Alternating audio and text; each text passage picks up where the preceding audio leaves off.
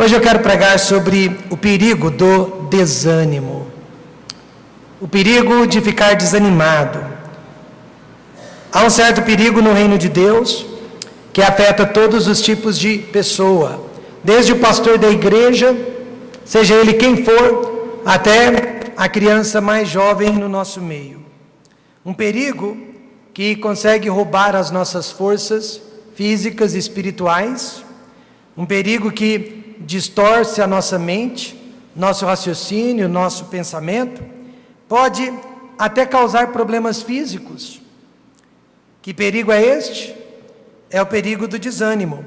Na minha opinião e na opinião de muitos pastores, o pior perigo dentro de uma igreja, o pior perigo dentro de um casamento, o pior perigo dentro de uma empresa. Muitos homens de Deus já foram vítimas deste perigo. Nós conhecemos a história de Elias, que grande homem de Deus, orava e a chuva parava, orava e a chuva voltava. Mas ele, apesar de todo este poder e de toda esta fé, conseguiu abandonar a obra de Deus, conseguiu se isolar do mundo, de tudo e de todos, desejou até a morte, não tinha mais nenhum desejo de voltar para a obra de Deus. E agora Tiago, no Novo Testamento, nos avisa que Elias era homem sujeito às mesmas paixões que eu e você. Em outras palavras, se ele foi acometido pelo desânimo, eu e você podemos ser acometidos pelo desânimo também. Há alguns anos atrás, eu não sei se você se lembra disso, o Corinthians, um dos times mais famosos, mais populares, não só do Brasil, mas do mundo, ele viu a sua própria torcida desanimada. Nos estádios de futebol, os corintianos iam, pagavam pelo ingresso, mas uma vez lá dentro, eles assistiam ao jogo de costas. Eles ficaram de costas viradas enquanto o Corinthians jogava, enquanto o Corinthians se apresentava. Era uma maneira de protestar, era uma expressão de desânimo por parte daquela torcida. Estava no estádio, mas não assistia aos jogos. E assim também, algumas pessoas já viraram as costas para o Templo Batista Maranata, já viraram as costas para o reino de Deus, porque os dois são a mesma coisa. Amém, irmãos? Fazem parte do reino de Deus, são até torcedoras, mas não estão participando, porque estão desanimadas. A palavra de Deus nos dá uma boa notícia: o desânimo pode ser vencido, o desânimo pode ser curado. O apóstolo Paulo disse: em tudo somos atribulados, mas não angustiados. Em tudo nós somos perplexos, mas não, diga alguém, desanimados. Ou seja, no mundo tereis aflições, mas não precisamos ceder, porque no dia que eu e você aceitamos Jesus Cristo como Salvador, a nossa morte foi decretada naquele dia. Isso quer dizer que eu estou morto em Cristo, e se eu estou morto em Cristo, nada mais pode me atingir, nada mais pode reverter o meu relacionamento com o Senhor Jesus Cristo. Neemias, capítulo 4. Neste capítulo, nós vamos ver as causas, os sintomas e, principalmente, a cura para o nosso desânimo. Problemas hormonais e outros problemas orgânicos que podem afetar o corpo frágil do ser humano. A Bíblia diz, irmãos, que o nosso corpo é muito complexo. A ciência admite que o nosso corpo é muito complexo. E de todos os órgãos do corpo humano, o menos conhecido, o menos investigado, é justamente o nosso cérebro. O nosso cérebro. Os médicos sabem muito pouco sobre o funcionamento do nosso cérebro, a conexão dos nossos neurônios. Portanto, causas físicas não podem ser desprezadas. Já é conhecido pela ciência que pelo menos 20% das mães sofrem de depressão pós-parto.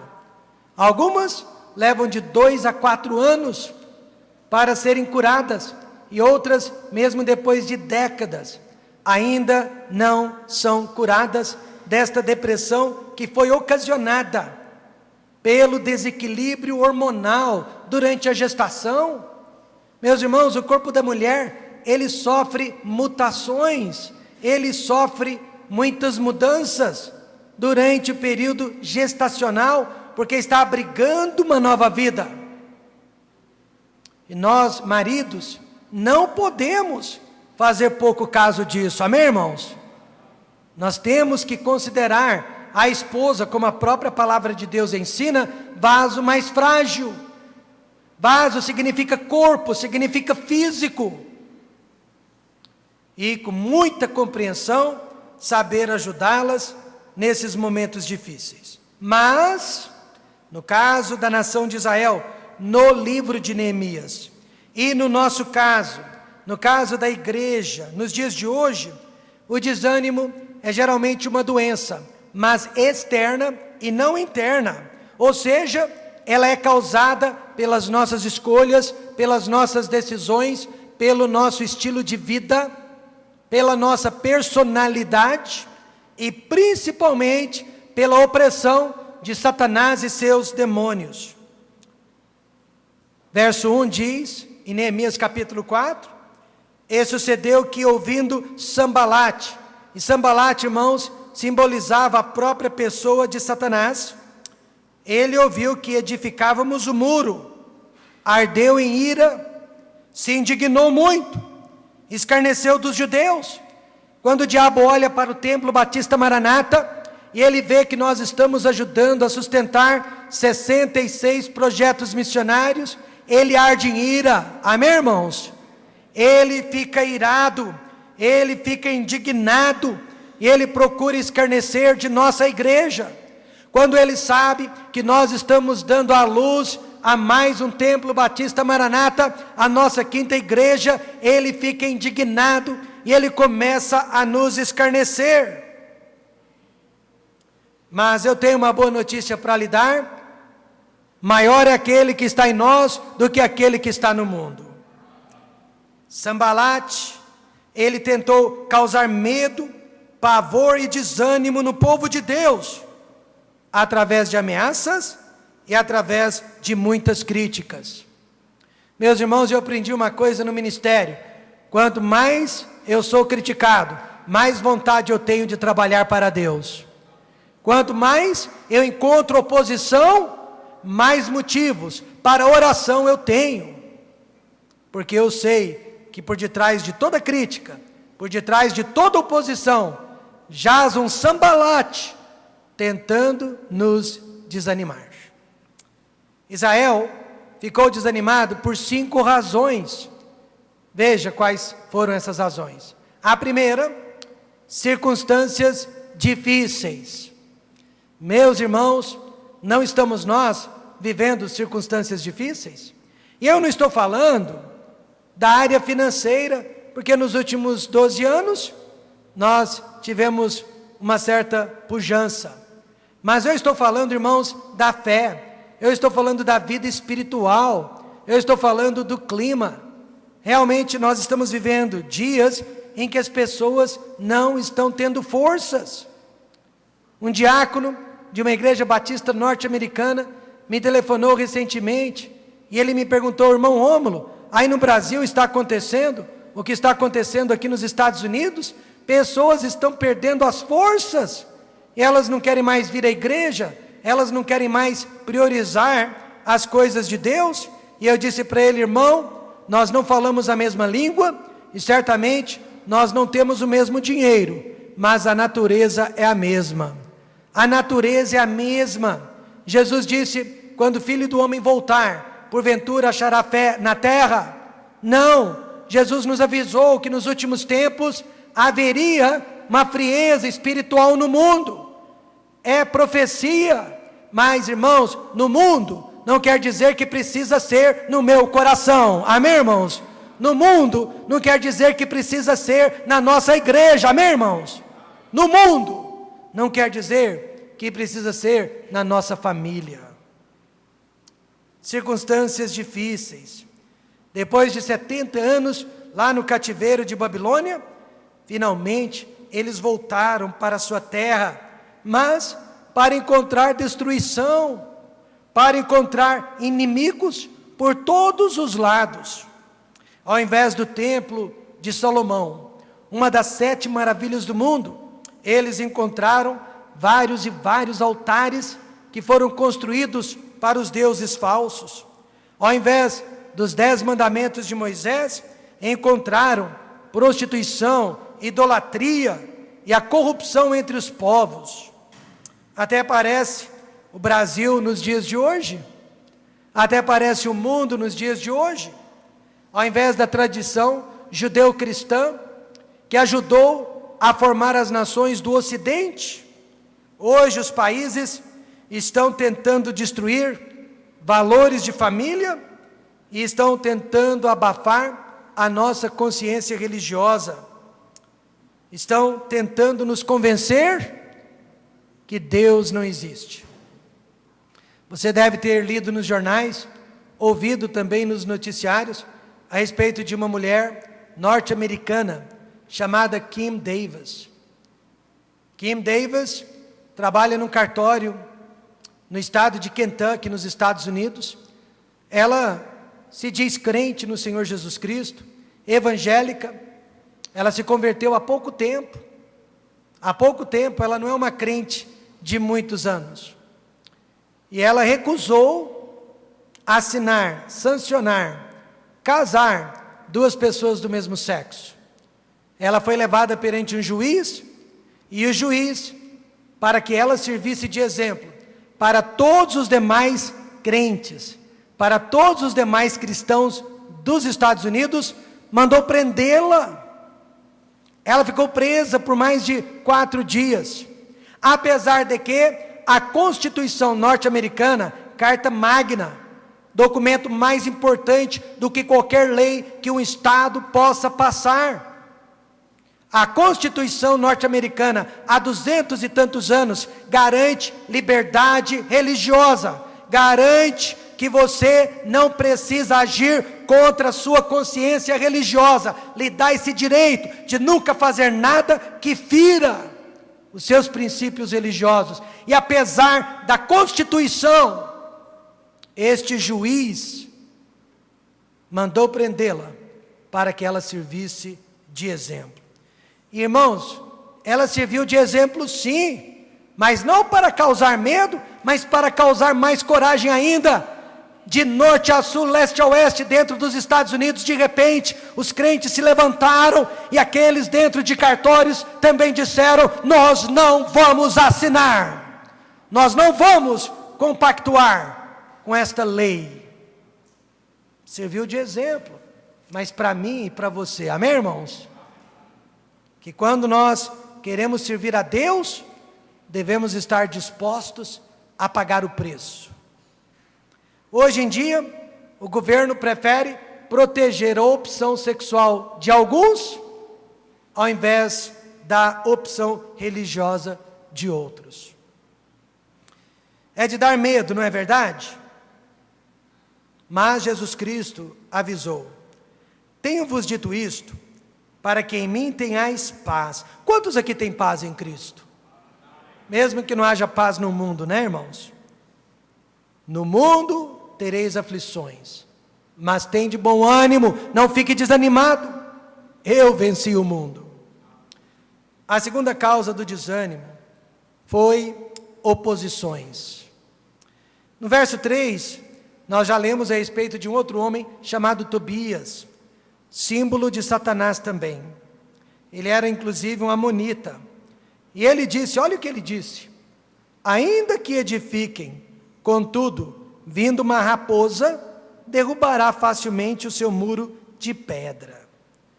Este homem odiava a Deus e odiava o povo de Deus.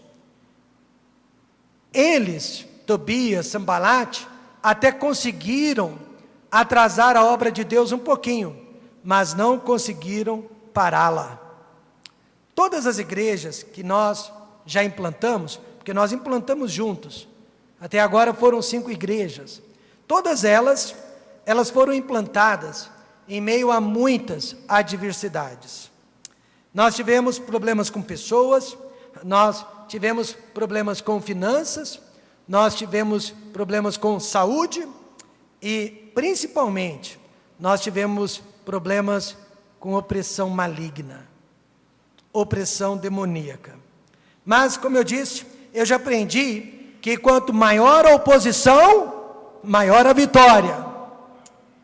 Irmãos, faltando apenas uma semana, 7 dias para a inauguração do Templo Batista Maranata de Londrina, isso em 2005, faltando uma semana, nós já tínhamos pintado todas as paredes, irmão Isaac, nós já havíamos colocado todas as sâncras, e nós já havíamos colocado o forro de gesso. Faltando uma semana, choveu em Londrina, e a chuva literalmente inundou dentro da igreja, inundou o prédio da igreja. Irmãos, parecia uma cachoeira, água derramando por todos os lados, destruindo a pintura, destruindo o gesso, destruindo tudo que nós havíamos feito. Faltando uma semana, nós não tínhamos tempo hábil para refazer tudo, e nós não tínhamos o dinheiro. Deus sabe que nós investimos nosso último centavo naquela igreja. Havia pessoas do nosso lado, que ao invés de nos animar, de nos encorajar, começaram a dizer: cancele a inauguração, vocês jamais vão conseguir. Mas nós já tínhamos distribuído 10.000 panfletos, 10.000 convites, nós já havíamos anunciado no rádio a inauguração da igreja. O coral desta igreja já tinha marcado viagem para Londrina, já havia alugado um ônibus.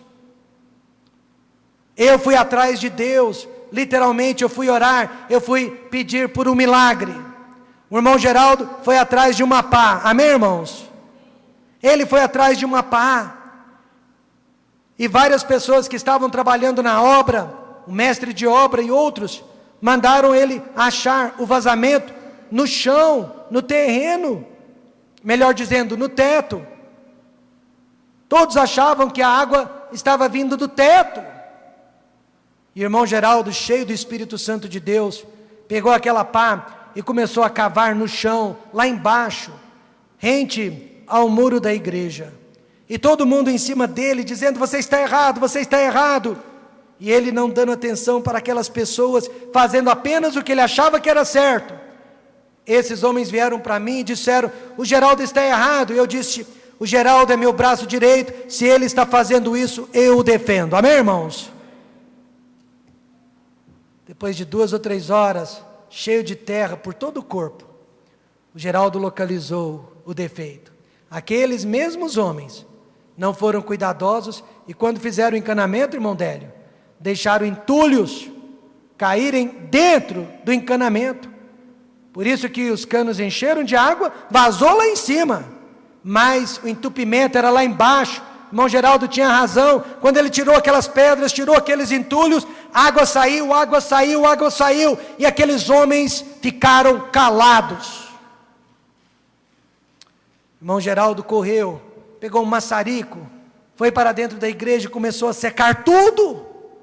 Nós chamamos um outro pintor, ele veio, nós pintamos, e para encurtar uma longa história, 7 dias depois, nós entramos dentro da igreja, mais de 100 pessoas visitaram a nossa igreja, em 3 dias, mais de 25 almas foram salvas. Mas se tivéssemos dado ouvidos à maioria das pessoas, às críticas, às oposições, nós teríamos desistido. Neemias, irmãos, ele conseguiu construir o muro, apesar de todas as críticas, apesar de todas as oposições. Uma das pessoas que mais nos criticou, depois que ele viu que entramos na igreja, almas foram salvas. Ele foi o único de todos que me procurou depois e pediu perdão. Outra causa de desânimo é humilhação. Ninguém gosta de ser humilhado. Por quê? Porque todos nós temos problemas com o pecado de orgulho. Quem não fosse orgulhoso, ou quem não é orgulhoso, não teria problema em ser humilhado. Mas quem tem orgulho, esse pecado é demoníaco, não gosta de ser humilhado. Tobias, você se lembra dele? Ele havia dito que uma raposinha seria capaz de derrubar aquele muro. Ele não disse isso porque era verdade, mas para humilhar os judeus, humilhar Neemias e os seus homens. Irmãos, eu quero que você saiba que humilhação faz parte da vida cristã. Jesus disse: quem se humilha será, mas quem se exalta será. Humilhação faz parte da vida cristã. Bem-vindo à vida cristã. Mas já faz pelo menos 2000 anos e ninguém ainda conseguiu destruir a igreja do Senhor Jesus Cristo. Onde está o Império Romano, que tanto nos humilhou? Onde está a Inquisição, que tanto nos perseguiu? Onde estão os comunistas, que tentaram banir a Bíblia da história da humanidade e tentaram tirar Deus da nossa consciência? Você sabia que na sua grande maioria, a igreja é composta de pessoas humildes, pessoas simples? Você sabia que dentre nós são poucos os magnatas intelectuais, os educadores, os formadores de opinião? Você sabia que dentre nós são poucos os nobres? Paulo já havia avisado que sempre seria assim. Ele disse: porque vede, irmãos, a vossa chamada, que não são muitos os sábios, sábios segundo a carne, porque eu vou dizer para vocês, eu não troco a sabedoria de um João da Cruz pela sabedoria de um Paulo Freire. Amém, irmãos? Eu não troco a sabedoria de um João da Cruz pela sabedoria de uma Marta Suplicy. Podem ser sábios segundo a carne. Paulo disse: nem muitos os poderosos, nem muitos os nobres que são chamados. Humilhação faz parte da nossa vida. E a quarta razão que eles ficaram desanimados foi a crítica. Ninguém gosta de ser criticado, né? Ninguém gosta de ser corrigido, ninguém gosta de ouvir verdades indiscretas. Irmão, sobre a crítica, essa senhora, que na minha opinião foi uma grande personagem, tudo que eu leio sobre ela, eu gosto. Estamos falando da Madre Teresa, né? Mais conhecida como Madre Teresa de Calcutá. Você não pode ler a história, a biografia desta senhora e dizer que não gosta dela. Trata-se de uma mulher que foi, no bom sentido da palavra, uma santa. Ela realizou muitas obras. Olha, uma delas, só de pensar eu sinto aflição, ela dava banho em leprosos. Ela limpava a ferida de pessoas com lepra. Pessoas morrendo de AIDS, quando ninguém queria se aproximar daquelas pessoas, na década de 80, quando essa doença ainda era muito desconhecida, ela estava lá com a esponjinha, limpando as secreções daquelas pessoas. Olha, eu tenho que respeitar alguém assim, amém, irmãos? Não sei se ela foi salva ou não, não sei, mas eu estou falando da vida dela. E ela disse algo sobre a crítica, que eu não tenho como contestar. Ela disse assim, não sei se dá para você ler: as críticas não são outra coisa que orgulho dissimulado. Uma alma sincera para consigo mesma nunca se rebaixará à crítica. A crítica é o câncer do coração. Depois de ouvir isso, eu acho que eu nunca mais quero criticar nenhum cachorro.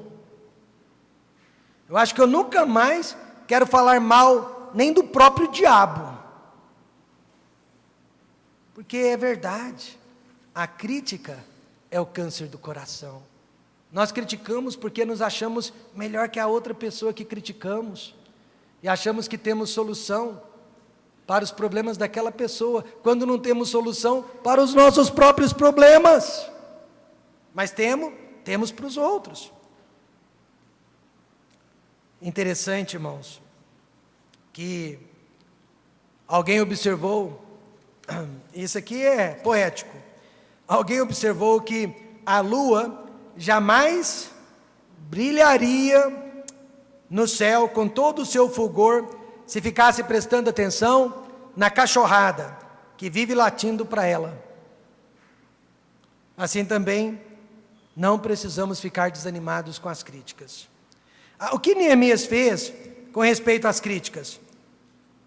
Você pode ler de capítulo 1 até o último capítulo.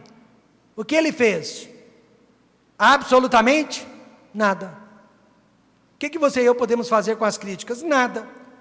Por quê? Neemias estava muito ocupado para prestar atenção aos críticos e às críticas. Quinta causa. Esta pega muita gente. É a falta de discernimento. Você e eu falamos muita coisa sem saber do que estamos falando.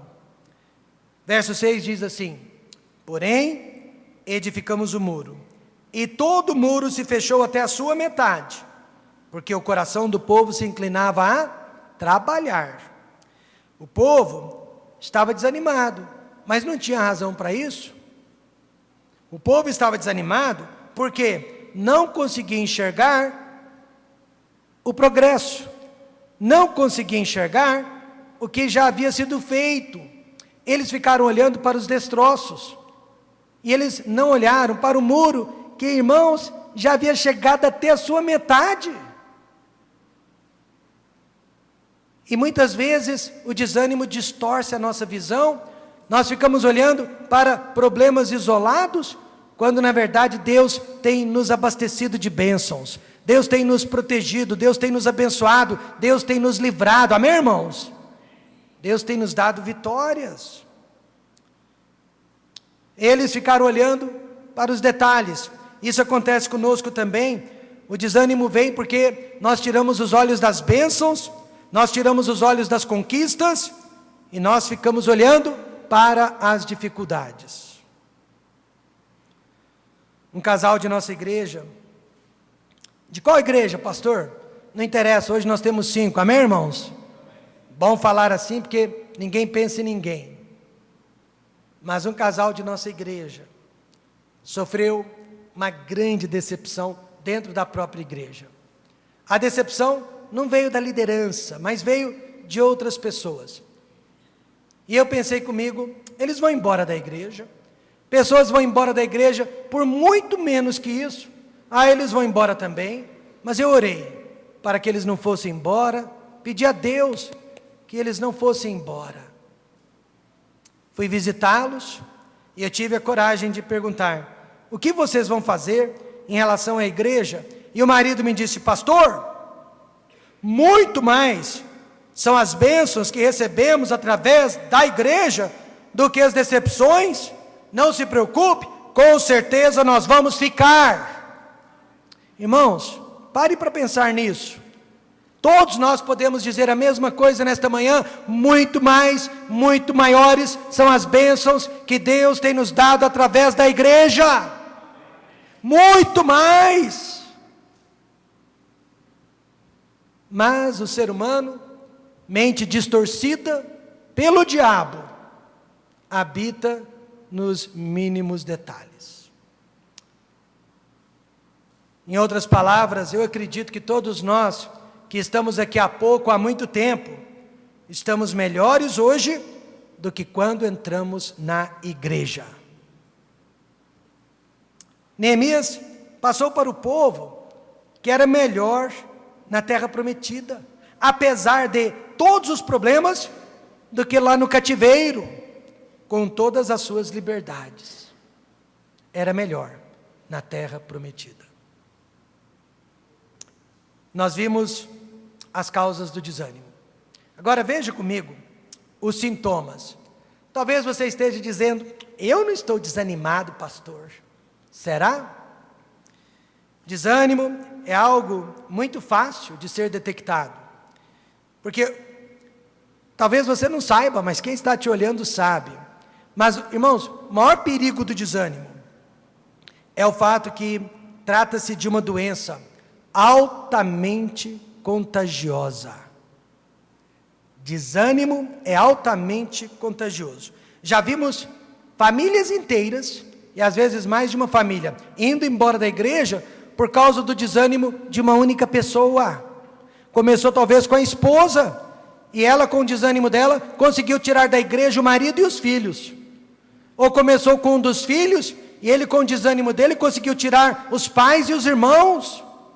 Ou às vezes começou com uma família, mas que atingiu outra família, e de repente vários desanimados vão embora da igreja. Mas sempre começa com falta de força, falta de visão e com a falta de segurança. Veja então, primeiro, falta de forças. O povo disse: já desfaleceram as forças dos carregadores. Ninguém mais tem forças para trabalhar, Neemias. Nós já demos o nosso melhor, nós já chegamos ao limite das nossas forças, trabalhamos demais. E era verdade, até por causa dos inimigos, eles tinham que reconstruir o muro em tempo recorde. Eles tinham que fazer tudo muito correndo, muito às pressas, senão eles seriam atacados e poderiam até morrer. O cansaço faz parte do trabalho de Deus. Eu não estou cansado do trabalho de Deus, mas eu me canso muito no trabalho de Deus.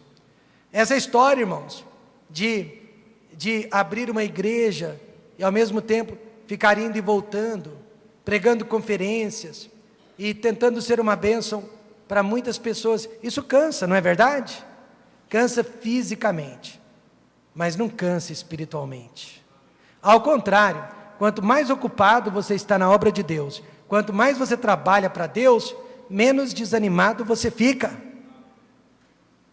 Quanto menos você se envolve, quanto menos você faz a obra de Deus, mais abertura para o desânimo.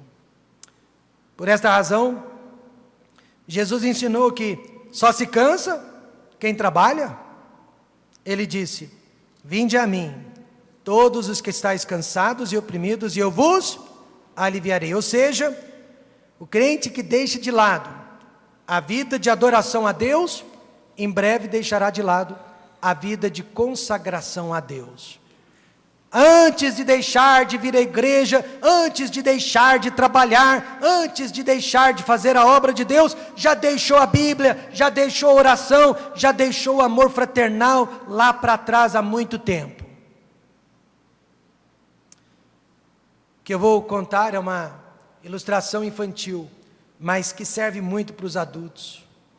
Certo trenzinho estava lotado com roupas e brinquedos que ele iria levar para o outro lado da montanha. Tão pesado que estava o pequeno trenzinho, ficou atolado no lamaçal, do qual não conseguia sair sozinho. Daí a pouco, passou um trenzão, velho, enferrujado, viu o trenzinho ali no lamaçal pedindo por ajuda, mas o velho trenzão disse que não podia ajudar, era velho demais, não tinha saúde, não tinha forças para empurrar o trenzinho. Então o trenzão velho foi embora dizendo: não sou capaz, não sou capaz, não sou capaz, não sou capaz. Nossa, a igreja está cheia de trenzão velho, né? não sou capaz de evangelizar, não sou capaz de visitar, não sou capaz de cantar, não sou capaz de frequentar a igreja, não sou capaz de dar os dízimos, não sou capaz de dar promessa de fé, não sou capaz. Depois, passou um trem grande, esse já era novo, era bonito, mas também, de tão bonitão que era, não quis empurrar o trenzinho que estava atolado, pois ele não queria se sujar com a lama do companheiro, não queria sujar as mãos com aquele trenzinho, foi embora sem prestar ajuda. Finalmente, passou um trenzinho, também pequeno, tinha que ser pequeno, né? Quase sem forças, e a cor era azul, tinha que ser azul, amém, irmãos? E ao ver o seu amiguinho atolado no lamaçal, logo disse: não sou grande, não sou forte, mas eu creio que posso, eu creio que posso, eu creio que posso, e empurrou o amiguinho e o tirou da lama.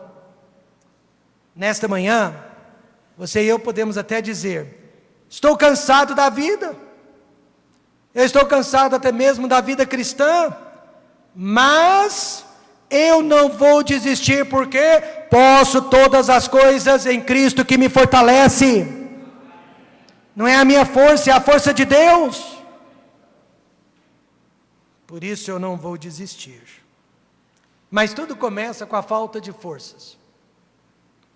Depois vem a falta de visão. Não consegue olhar para o futuro, só olha para o presente.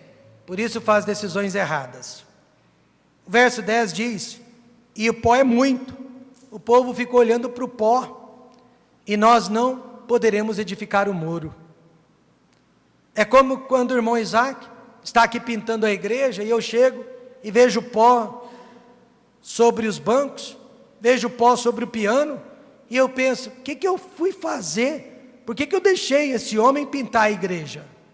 Porque eu estou olhando para o pó, mas eu não estou olhando para a beleza e a formosura que a igreja vai ficar depois de pintada, amém, irmãos? E nós somos assim também, estamos olhando apenas para o momento. Aqueles homens ficaram olhando para o pó, ao invés de olhar para as paredes que já haviam sido levantadas. Aí eles estavam olhando para o presente, ao invés de imaginar: daqui a pouco toda a cidade vai estar protegida, e nós e nossas famílias aqui dentro, louvando e glorificando a Deus. Alguns crentes são assim também, desanimados, sem força e sem visão. Eles ficam olhando para o dinheiro que está sendo gasto no Templo Batista Maranata de Ribeirão Preto, ao invés de olhar para as almas que estão sendo salvas. Ficam olhando para os cultos de oração que nós realizamos aqui nos domingos à tarde, ao invés de olhar para as bênçãos e respostas que Deus tem dado através deste culto de oração. Ficam olhando para o trabalho que é vir à igreja, ser fiel aos cultos, ao invés de olhar para as bênçãos que Deus tem derramado sobre as suas vidas e a vida de seus filhos. Olha, você não estaria vivo se não fosse pela graça e misericórdia de Deus.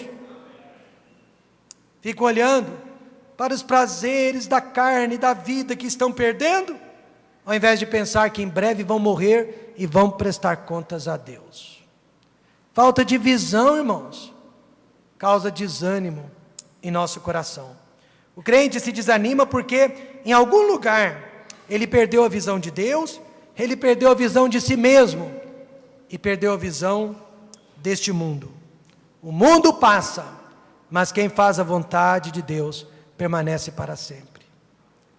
Mas Isaías, ele quando recobrou a visão de Deus, ele disse: ai de mim, pois estou perdido, porque sou um homem de lábios impuros.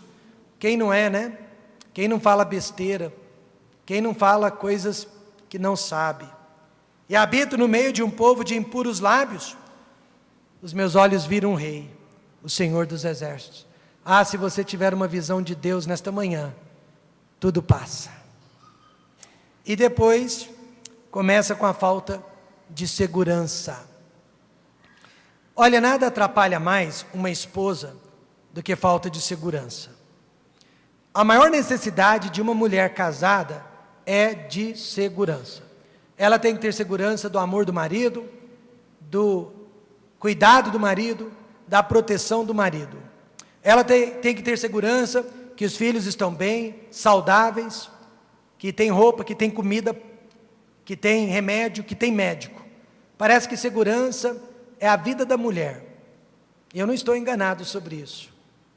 Convivo com 3. Todas querem segurança, não é verdade? Mas não é só a mulher não, o crente também. Ele quer segurança, o povo de Deus quer segurança. Veja o que pode acontecer quando não há segurança. Disseram, porém, os nossos inimigos, olha o que os inimigos estão dizendo: nada saberão disto, nem verão, até que entremos no meio deles e os matemos, assim faremos cessar aquela obra. Então eles viviam diariamente com medo, noite e dia, que seriam atacados e que seriam mortos. Irmãos, medo é a estratégia do diabo. E muitos crentes deixam de fazer a obra de Deus, deixam de servir a Deus por causa do medo. Principalmente medo do que as outras pessoas vão pensar, do que as outras pessoas vão dizer. Elas preferem desapontar o pastor, desapontar a igreja, desagradar a Deus, do que desapontar os familiares ou desagradar os familiares e amigos. Por quê? Porque elas sabem, pastor é misericordioso, igreja é misericordiosa, Deus é misericordioso, mas os incrédulos não são. Então elas têm mais medo dos amigos e parentes do que de Deus. Irmãos, eu tenho medo de muitas coisas neste mundo. A minha esposa diz que eu tenho medo de rato. Eu não tenho medo de rato, eu tenho nojo. Por que você subiu no banquinho? Nojo. Medo não. Por que você correu na casa do João Carlos e o chamou para vir matar os ratos? Nojo. O João não tem nojo de rato, eu tenho. Meu problema é nojo. Mas eu tenho medo de muitas coisas nesse mundo. Olha, eu tenho medo de injeção, tenho medo de avião, tenho medo de inflação, tenho medo de recessão. Mas tem uma coisa da qual eu não tenho medo, e a nossa igreja é testemunha disso: eu não tenho medo do homem. Amém, irmãos?